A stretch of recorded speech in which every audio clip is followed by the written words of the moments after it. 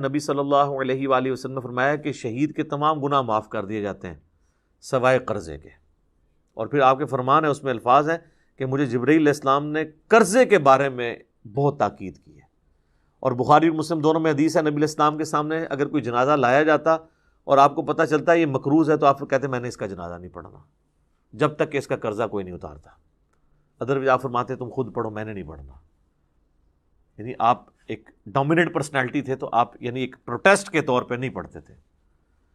پھر اسی حدیث میں بخاری مسلم کی آتی ہے کہ جب اللہ تعالیٰ نے آپ کو وسعت دے دی غزوہ خیبر کے بعد تو پھر آپ نے آیت تلاوت کی النبی اولیٰ بالمؤمنین من انفسہم وازواجہم امہاتہم. نبی علیہ السلام مومنین کی جانوں پر ان کی جانوں سے بڑھ کر حق رکھتے ہیں اور نبی کی بیویاں امت کی مائیں ہیں. تو پھر نبی علیہ السلام کو جب وسعت ہوئی تو آپ مقروض کا قرضہ خود ادا کر دیا کرتے تھے اپنی جیب سے، یعنی وہ بیت المال میں سے خمس میں سے جو اللہ تعالیٰ نے 5واں حصہ اہل بیت کے لیے نبی علیہ السلام کے لیے رکھا ہے. لیکن بہرحال قرضہ اتارنے کے اعتبار سے تو یہ چیزیں ویسے بھی یہاں پہ تو ہوتا ہے، جنازے کے موقع پہ اناؤنسمنٹ ہو رہی ہوتی ہے کسی کا لین دین ہے تو وہ کر لے، حالانکہ وہ بس وہ اناؤنسمنٹ ہی ہوتی ہے، لین دین کون دیتا ہے اس طرح. تو بہتر یہ ہے کہ اگر آپ افورڈ کر سکتے ہیں تو اللہ کے لیے اس کو معاف کر دیں، قیامت والے دن آپ کو اجر انشاءاللہ تعالیٰ ملے گا. تو کوشش تو یہی کرنی چاہیے کہ آپ درگزر کی روش اختیار کریں، لیکن اس کے اوپر آپ کسی کو مجبور نہیں کر سکتے کہ وہ ضرور معاف کر دیں. تو وظائف تو بہت سارے ہیں پڑھنے کے لیے، میرے یوٹیوب کے اوپر کئی کلپس وظائف کے اوپر موجود ہیں. اسپیسیفکلی قرضہ اتارنے کے لیے مولا علی رضی اللہ تعالیٰ عنہ علیہ السلام کے بارے میں ایک حدیث ہے، جامعہ ترمذی میں یہ حدیث ہے. سیدنا علی کے پاس ایک مکاتب آتا ہے. مکاتب اس غلام کو کہتے تھے جو کتابت کر لیتا تھا اپنے مالک کے ساتھ اس شرط پہ کہ میں اتنے عرصے میں تمہیں اتنا مال دوں گا تو تم نے مجھے آزاد کر دینا ہے. ایک تو ہے نا کہ غلام کو پیسے دے کے دوسرا مالک خرید لے، ایک یہ غلام کہتا ہے کہ نہیں میں آزاد ہونا چاہتا ہوں اور کوئی پیسے دے کے مجھے آزاد نہیں کروا رہا. جس طرح سے کہ سیدنا بلال کو سیدنا ابوبکر نے آزاد کروایا، صحیح بخاری میں آتا ہے. حضرت عمر کہتے تھے ابوبکر ہمارے سید ہیں جنہوں نے ہمارے سید بلال کو آزاد کروایا رضی اللہ عنہم اجمعین وعلیہم السلام اجمعین. تو بعض اوقات غلام بھی اپنے مالک سے کہتا تھا کہ میں اتنے عرصے میں کمائی کر کے تمہیں اتنا مال دے دوں گا تو مجھے آزاد کر دو. یعنی جب غلامی کا سسٹم چل رہا تھا، اب تو یہ ایبسلیٹ ہو چکا ہے، تو اسے کہا جاتا تھا مکاتب، یعنی جو کتابت کر لیتا تھا. تو ایک مکاتب سیدنا علی کے پاس آیا اور کہا کہ میں نے جو اپنے مالک سے کمٹمنٹ کی تھی کہ اتنا میں مال دے کے تو اپنی گردن چھڑوا لوں گا، تو میں تو وہ نہیں ادا کر سکا، تو مجھے آپ میری کوئی مالی مدد کریں. مولا علی نے کہاں سے مالی مدد کرنی تھی، وہ تو خود زہد کی زندگی گزار رہے تھے. تو انہوں نے کہا کہ میں تمہیں ایک دعا ایسی سکھا دیتا ہوں جو نبی علیہ السلام نے مجھے سکھائی تھی، اگر تیرا پہاڑوں کے برابر بھی قرضہ ہوا نا تو اللہ تعالیٰ تیرے لیے کوئی سبیل بنا دے گا. تو وہ دعا پھر انہوں نے سکھائی، اللہم اکفنی بحلالک عن حرامک. اے اللہ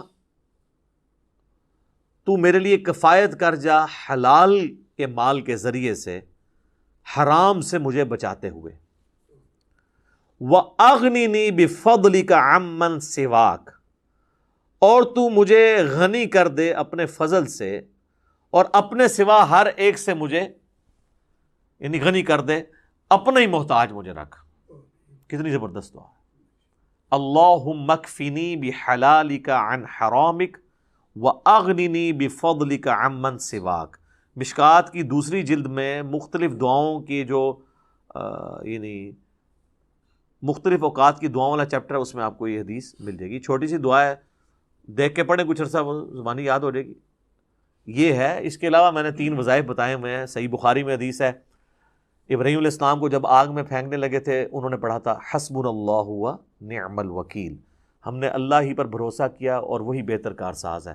اور ابن عباس کہتے ہیں کہ تمہارے نبی بھی مشکل میں یہی پڑھتے تھے حسبنا اللہ ونعم الوکیل.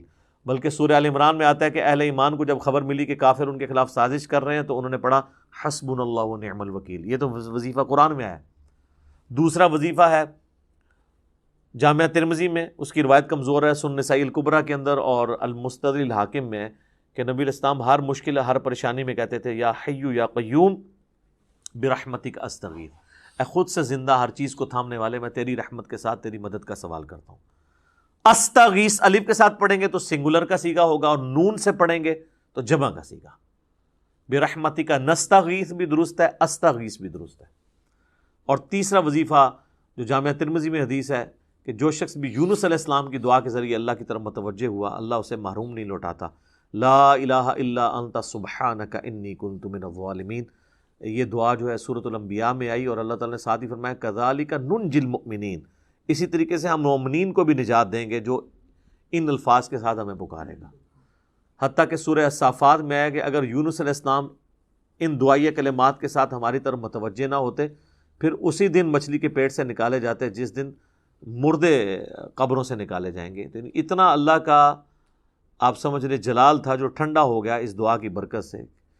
اور یہ دعائی کمال ہے، اے اللہ تیرے سوا کوئی معبود نہیں، تو تو پاک ہے نا، تو تو غلطی نہیں کرے گا، میں تو غلطی کروں گا، میں ہی مجرم ہوں، میں ہی ظالم ہوں، میں ہی گنہ گار ہوں۔ تو یہ اس سے بہتر آپ اللہ تعالیٰ، یہ میں تو کہتا ہوں یہ سید الاستغفار ہے، اس سے بہتر استغفار کے کیا سیغے ہوں گے کہ آپ ایک پیغمبر کی دعا کے ذریعے اللہ کی طرف متوجہ ہوں۔